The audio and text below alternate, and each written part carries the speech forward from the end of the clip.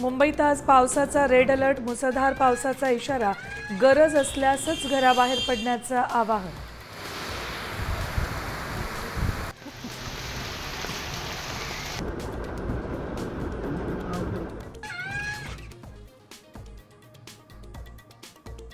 कोकणात पावसाचा कहर, पुढील 24 तासांसाठी रेड अलर्ट जारी, नागरिकांनी काळजी घेण्याचं आवाहन।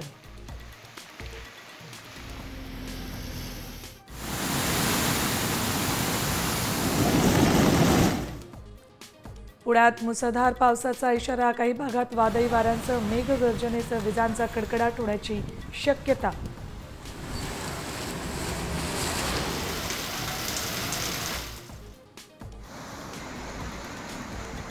राज्याला पावसानं झोडपलं, नद्यांना पूर, बंधारे तुडुंब, कोल्हापूर, सांगली आणि साताऱ्यात थैमान।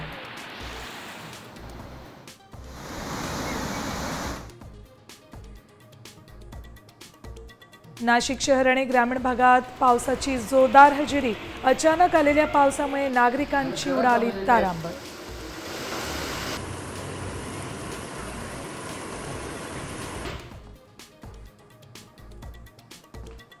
महाराष्ट्रात कोरोनाचे 69 नवे रुग्ण, 4 जणांचा मृत्यू, राज्यात 278 सक्रिय रुग्ण।